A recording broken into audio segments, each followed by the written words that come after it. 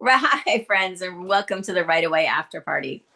Today, we're going to start with a deep, calm breath. And I'm Nick. Exactly. And I'm Kath. And we're just going to sit here because there's a lot of electricity in the air, a lot of exciting things happen, and we might just run away with everything. So every good writer needs to learn how to just sometimes take a pause. And we're going to do that now. So let's close our eyes, taking a deep, long breath. Hold it up there, and maybe stretch your arms up if you can. And release slowly. Lower your arms as you release your breath. Roll your shoulders. Slowly open your eyes. Welcome to the page. And Hi, welcome to the Right Away After Party. We've already told you, but in case you missed it, I'm Kath, and this is my co-host. Nick. Hi. And I lowered my arms really fast when you said lower them slowly. that's okay. You never knew what I was going to say, right? No, I did not. And if your eyes were closed like my eyes were closed, it's all good. It's all good. Yeah. I just gave a talk at a school so interesting in the center of London, where this is what they did with their students. They take a Wow. pause before the lesson, I and love yes, they have every day they have 10 minutes of meditation Wow. included into their curriculum.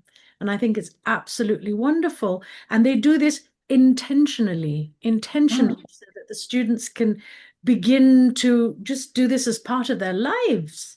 And living wow. in the center of London is so chaotic. Is it? Yeah, very chaotic. So, funnily enough, this dovetails beautifully with our topic for today, which is writing with intentionality. Yes. Yes, Yes. Writing I've with it. just been through it. Nick is going through it as we speak. So I'm going to pass it over to Nick, who's going to tell us what it is to write intentionally. Well, I mean, you can touch on this subject too. I mean, you've done it even more in depth than what I'm doing right now. I'm just doing, minor little changes that my agent has asked for.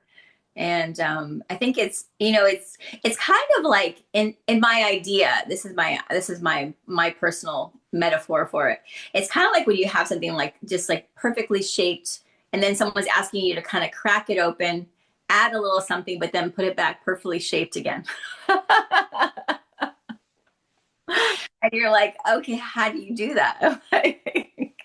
Like how do you do that? How do you add something to the page that's not going to disbalance the structure and the pacing and the rhythm and the tone, and so it's very, and you're and also, like, I'm just not the same writer as I was when I brought this thing to life. So also, you just don't want to disjoint the tone, the voice, because I matching that voice perfectly, so it's seamless.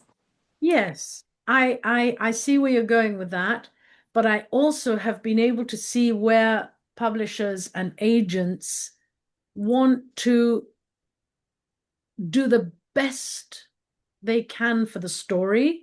Mm-hmm. There's a gap. The problem is, you and I, as writers, we've written not only the whole book, but we've written chapters, scenes, backstory that's never included in the book. But what happens is all of that information is up here. Mm-hmm. So we know a whole lot more than that person who comes in for the first time to read our story. And so perhaps our prior knowledge does us a disservice sometimes. I And agree. I yeah, agree.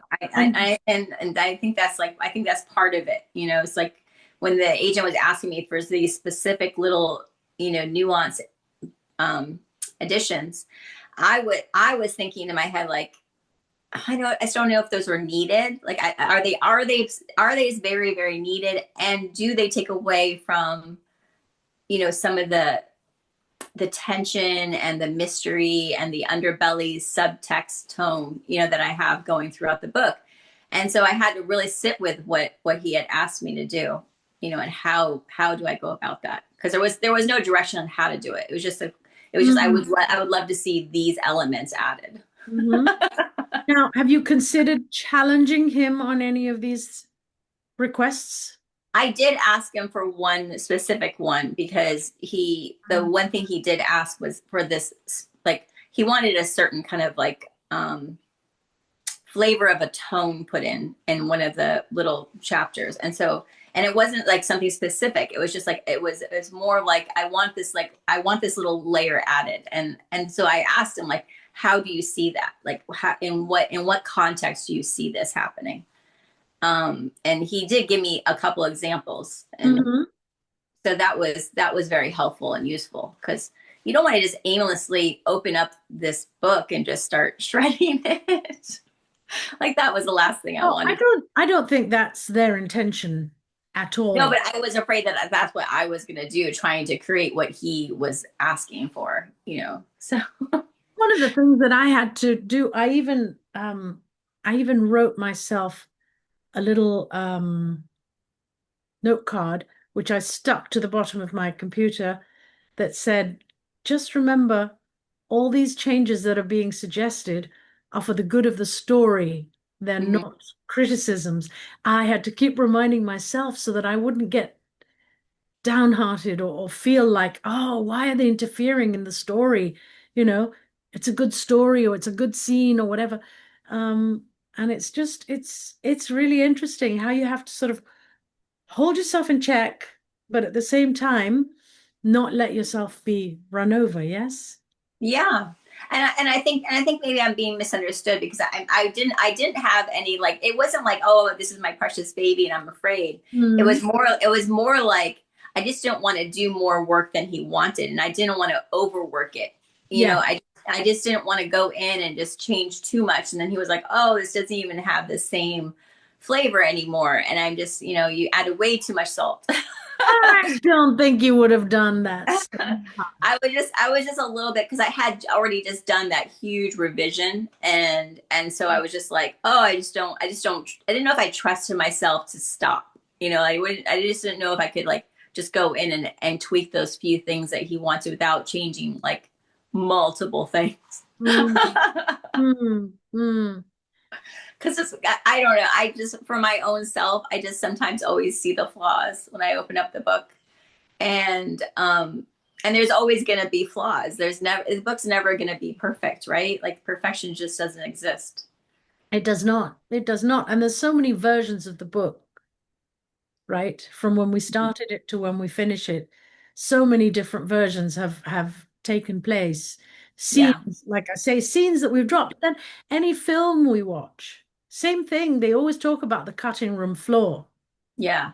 how littered it is. And that's a very tangible fact that doesn't happen these days because everything's done digitally. But in the old days, they had strips of film and they would choose this strip and then they would cut it and they would join it to the next strip, but they'd cut two bits from it and then paste it together.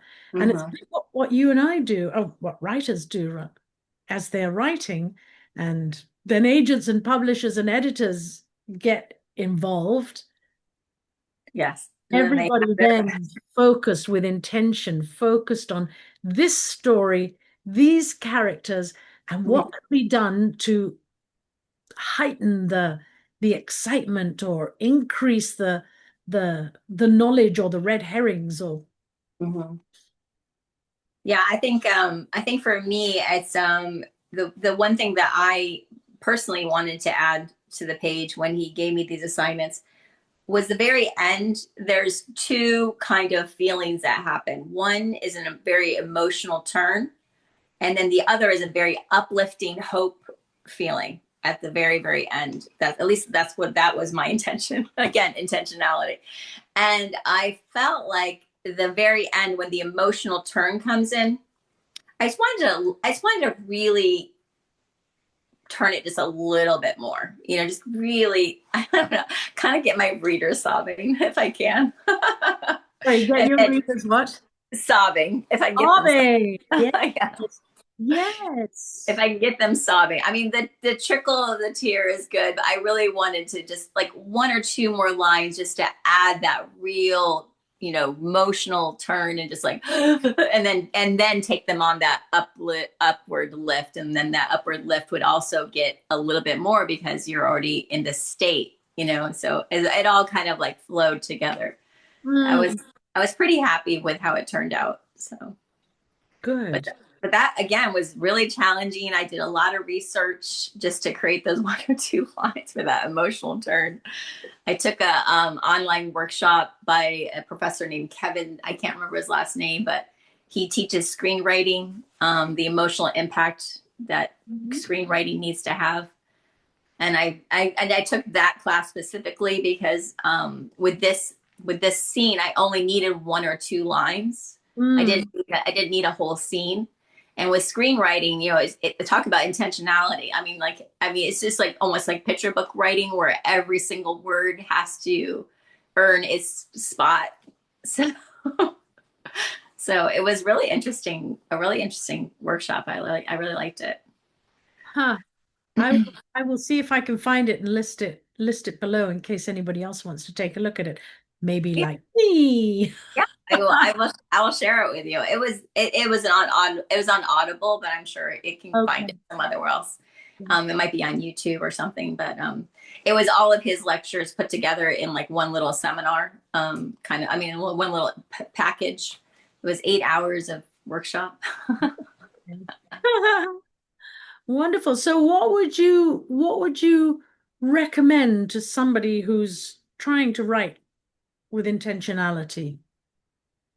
Um, I mean, think about it. I spent quite a bit of time thinking about this specific things that I need. There were three things, right? Three things that I needed to really work on. Two of the things that the agent had asked for, and then one that I really wanted to do. Mhm.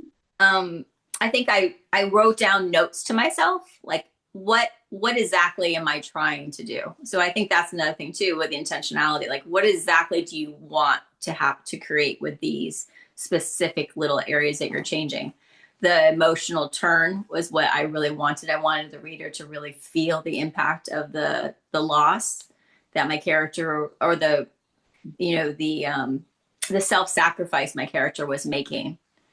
And I also wanted the tension from the other one, and then the third one was more of a um, informational kind of dump, but you don't want an info dump ever to feel like an info dump. So, like, how do you create that organically? Okay. Can you talk to that a little more? An I there was dump not information. being an Huh?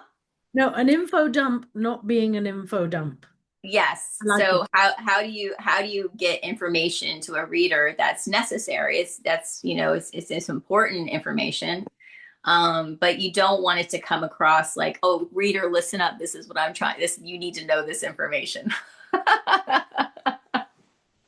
You mean you can't use a bulleted list? Yeah, that would be easy. That would, wouldn't it? That would. Ah, I sometimes envy those writers that actually do that. They're like, and one, two, three. They have those actually. Like, I think middle grade does that more often than YA. But and I've never really seen it done in adult books unless they're like actually making like a list of something.